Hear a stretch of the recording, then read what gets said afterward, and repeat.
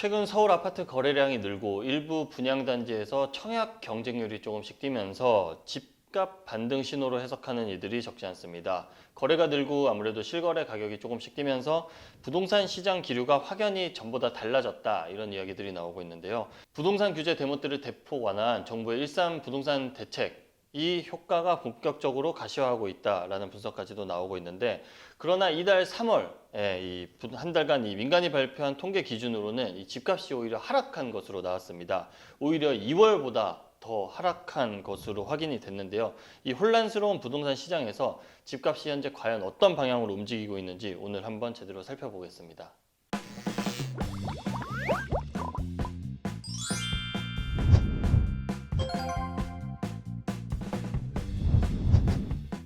네, 앞서 말한 서울 아파트 거래량을 한번 살펴보겠습니다. 서울시 데이터인데 서울 부동산 정보광장에 따르면 이 서울 아파트 월별 거래량이 지난해 10월에 최저점을 찍었습니다. 한 달간 559건으로 1000건이 안 되는 이 기간이 7월부터 12월까지 이어졌는데, 지난해 10월 이 최저점 거래량을 찍고 올해 들어서는 1월에 이때 이제 정부의 부동산 대책 완화가 발표되고 1,400건으로 오르더니 지난 2월에는 2,100건으로 이 아파트 월별 거래량이 상승을 했습니다.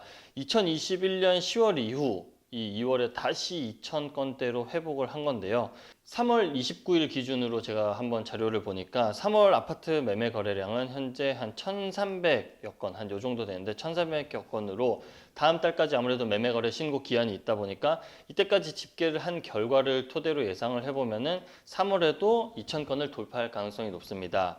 지난 1년간 월별 거래량 기준으로 봤을 때도 지난 2월이 아파트 거래량이 가장 많은 걸 이 표에서 확인할 수가 있는데요.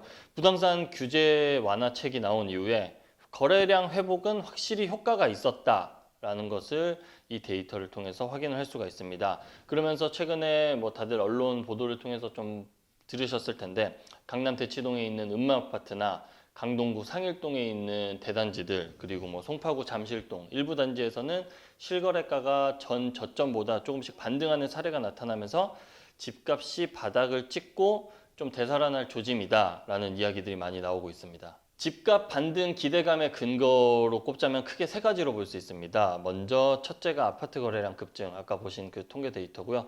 두 번째가 일부 지역의 집값 상승입니다. 그리고 마지막 세 번째로가 서울 분양단지의 흥행인데요.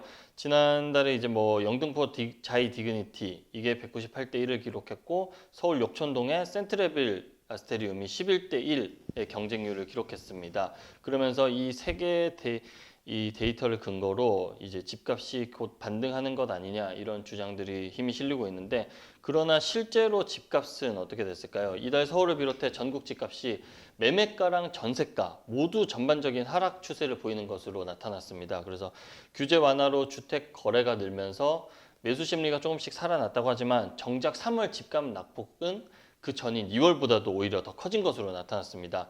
앞서 말한 이 반등에 대한 기대감 세 가지 요인들은 가격이 급락하다가 깜짝 반등한다거나 또는 그 반대의 상황을 가리키는 이 데드캣 바운스의 사례라고 보는 것이 좋을 것 같습니다. 그러면 실제 통계 자료를 한번 보겠습니다. KB부동산 자료인데요. 이 KB부동산에 따르면 3월, 이게 월별 자료인데 2023년 3월 전국 아파트 값은 지난달보다 1.22% 하락한 것을 볼 수가 있습니다. 전달 마이너스 1.15%보다 하락세가 더 커졌는데요. 특히 2월보다 집값이 더 떨어지면서 그 집값 반등에 대한 기대감이 사실이 아닌 것으로 이제 조사가 된 결과로 확인할 수 있고, 마찬가지로 수도권 지역도 2월보다도 3월에 하락세가 더 커졌고, 6개 광역시, 6개 광역시도 마찬가지로 하락세가 3월 들어서 더 커졌고, 경기 지역도 3월 들어서 하락폭이 더 커진 것을 확인할 수가 있습니다. 만약에 3월 초부터 그 아까 말한 주장대로라면 일부 지역에서 집값이 올랐다면은 이 집값이 비슷한 추세를 보이거나 보합세를 보이거나 당연히 하락폭이 완만해져야겠지만 오히려 그것과는 정반대 결과가 나오고 있는 겁니다. 그러면 지방시장을 차치하고서라도 일시적인 반등 기미를 보인다고 주장이 나오는 이 서울 아파트 값도 최근에 하락세가 뚜렷합니다. 서울 아파트 중위 가격은 1월까지만 해도 이렇게 보시면 10억 원을 넘는 걸 확인할 수가 있는데, 근데 11월부터 점차 떨어지고 있죠. 근데 이게 올해 1월까지만 해도 10억 1,333만 원으로 이 중위 가격이 10억 원 선을 유지했는데, 지난달에 9억 9,300만 원대로 떨어져서 10억 선이 결국에 붕괴가 됐습니다. 이게 2년 만에 중위가격, 서울 아파트 중위가격 10억 선이 붕괴가 됐는데 이달에는 이 9억 9,300만 원보다 더 떨어진 9억 7,500만 원으로 가격이 더 내려갔습니다. 이 아파트 중위가격이라고 하면은 이 주택 가격을 순서대로 나열했을 때 중앙에 위치하는 가격을 의미합니다. 그래서 평균 가격이라는 것과 좀 개념과 좀 헷갈릴 수도 있는데 평균 가격 같은 경우에는 이제 저가 주택 또는 고가 주택의 가격 변동폭에 이제 크게 좌우되다 보니까 시세 흐름을 판단하는 데는 이 중위 가격이 더 적합하다라는 이야기가 많이 나옵니다. 아까 말씀드렸던 대로 서울 아파트 중위 가격이 10억 원 선이 붕괴돼서 9억 7,500만 원을 기록하고 있는데 서울 아파트 평균 매매 가격을 그럼 한번 살펴보겠습니다. 평균 매매 가격은 이달 3월 기준으로 12억 972만 원으로 이 역시도 지난달 12억 2,482만 원보다 한 1,300만 원 가량, 1,400만 원 가량 떨어진 걸 확인할 수가 있는데요.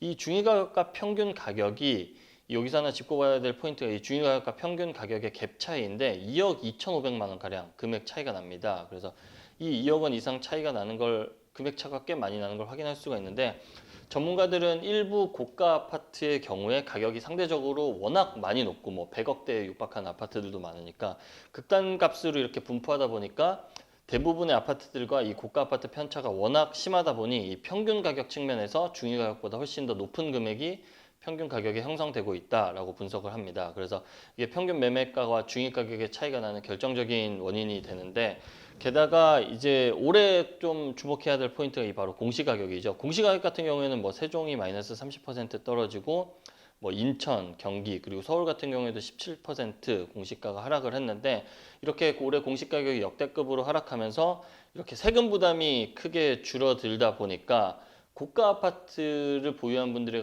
강에는 아무래도 이제 뭐 매매라든지 이런 것들을 좀 생각하는 사람들이 좀 줄어들 수가 있기 때문에 이 고가 아파트 가격, 세금 부담이 줄어든 고가 아파트 가격이 더욱 견고해질 수 있어서 이 평균 가격과 중위 가격 통계에 올해는 조금 더 주의할 필요가 있겠습니다. 그래서 이걸 두고 저는 평균 가격의 함정이라고 이름을 달아봤는데 이런 것들을 주의하면서 올해 시세 하락에 대한 포인트, 얼마나 떨어질지 그리고 언제 반등할지에 대한 좀 데이터 분석을 제대로 해야 될 필요가 있겠습니다. 이렇게 서울 아파트 중위 가격이 2년 만에 10억 원 선 이하로 떨어진 데 이어 2월보다 오히려 3월에 하락폭이 더 내려간 것을 확인할 수가 있고 이 서울 아파트 같은 경우에는 앞서 말한 매매 가격뿐만 아니라 전세 가격 역시도 꾸준히 하락 중입니다. 전세 가격도 살펴보지 않을 수가 없는데 이달 기준 이 서울 아파트 중위 전세 가격은 여기 보시면은 3월 기준으로 5억 333만 원인 걸 확인할 수 있습니다. 결국에 이 서울 아파트 전세 중위 가격도 5억 선 붕괴가 얼마 남지 않은 걸 볼 수가 있는데 이 서울 아파트 중위 전세 가격이 5억 선 아래로 떨어지게 된다면은 2020년 10월 이후로 처음이라고 합니다. 그래서 이 붕괴에 임박한 것을 두고도 조금 집값이 매매가와 더불어서 전세값도 더 떨어질 것이라는 우려가 나오고 있습니다. 그래서 지방은 가격이 떨어지고 있지만 서울은 반등한다라는 주장은 전혀 아니고 통계는 이것과 전혀 다른 결과가 현재 나오고 있는 걸 확인할 수가 있습니다. 이렇게 일각에서는 집값 반등 기대감이 커짐에도 불구하고 한국은행이 이달 이제 발표한 통화 신용 정책 보고서 내용을 제가 한번 살펴봤는데 여기에서 한국은행은 집값이 올해 더 떨어질 것이라는 전망을 내놨습니다. 그게 이 한은이 국회에 제출한 보고서 자료인데 한은이 제출한 자료에 따르면 내용을 보면은 높아진 금리, 현재 이 고금리 상황, 그리고 주택가격 하락에 대한 기대감이 팽배해진 상황, 그리고 주택 경기의 순환 주기 등을 고려하면은 올해 부동산은 추가 하락할 것이라고 예측을 했습니다. 여기 그런 내용들이 여기 나와 있고 한은뿐만 아니라 국내 부동산 관련 기관에서도 올해 주택 가격이 3에서 5% 정도 하락할 것으로 예상하고 있다 나와 있는데 지난해 2분기 이후 1년 가까이 현재 조정 국면에 진입했지만 여전히 추가 하락 요소가 많다라는 겁니다. 그래서 결과적으로 이 2월 말에서 3월 초로 넘어갈 때 이런 반등에 대한 이야기가 조금씩 스물스물 나왔지만 3월 통계를 결과적으로 이달 말에 놓고 봤을 때 시장 회복 국면으로 보기는 어렵다라고 진단을 내릴 수 있습니다. 전문가들 역시도 현재 고금리에다가 앞으로의 이런 경기 침체, 현재 경기 침체 등의 상황을 감안하면 올해 반등은 없을 것이라고 전망하는 이들이 많은데 앞서 말씀드렸던 보셨다시피 가격이 잠깐 반짝으로 잠시 올랐다가 다시 하락하는 이 데드캣 바운스, 그리고 이 더블딥 시나리오에 대한 이 시장 참여자들에 대한 좀 대응이 필요한 시점이라고 생각이 됩니다. 오늘 땅짓고 연구소 영상 여기까지입니다. 오늘 영상도 도움이 되셨다면 좋아요와 구독 부탁드리겠습니다. 감사합니다.